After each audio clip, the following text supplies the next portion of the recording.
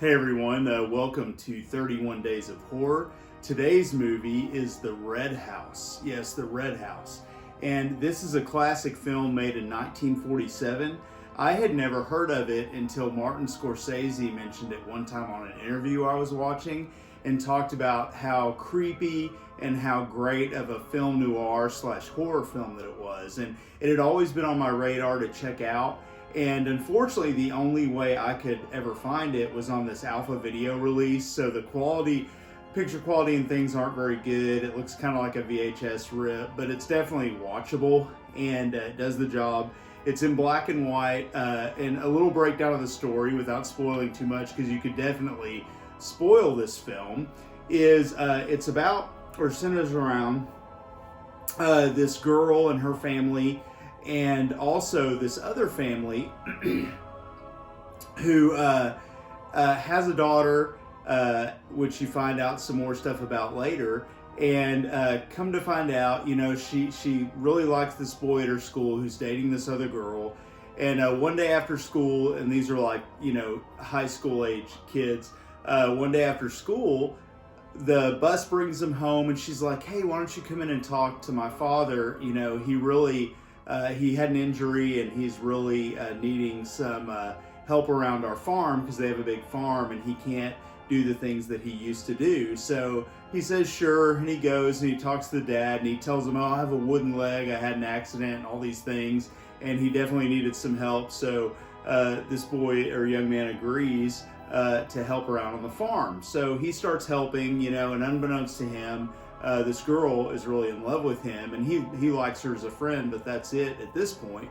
And the first night he's there, he goes to leave, and it's late, and he's got a long walk home, and he says that it's about an hour walk, I believe, or something like that. And he says that he's going to cut through the woods that are on this farmer's land, and the farmer says, kind of flips out on him, like totally changes his character and everything, and starts yelling and hollering and says, no, you cannot go in those woods. Promise me that you won't go in those woods. And he's like, whatever, I'm gonna go. So he goes and he starts hearing voices and all this creepy stuff.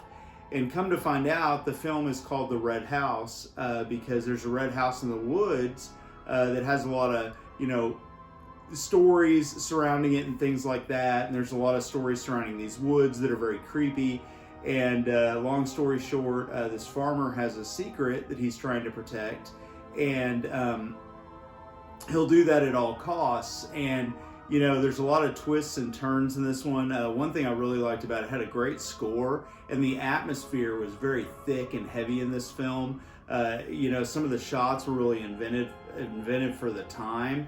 And the acting was pretty good, and I enjoyed getting to know the characters and things like that. But ultimately, it's a great film for atmosphere. And I could see where they say this falls kind of in the film noir category as well, just because of the way it's filmed and the mystery, you know, surrounding the story and things like that. But also, it definitely has some horror elements too. So don't go into it thinking you're not going to get any horror, because it starts out kind of in a different way, but it definitely gets towards the horror aspects towards the end of the film.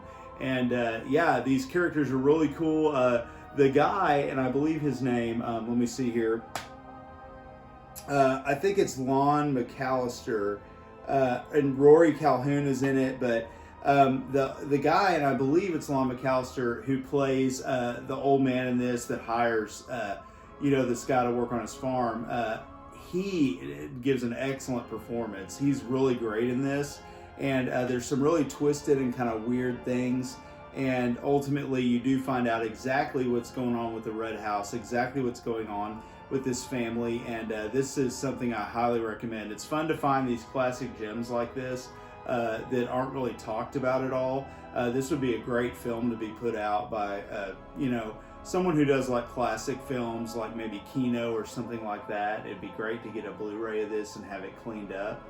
But yeah, there's a lot of side characters, and I could sit here and tell you all about all the different characters in this film. There's lots of side characters, lots of side plots, but it's never too much. It all kind of wraps up nicely in the end.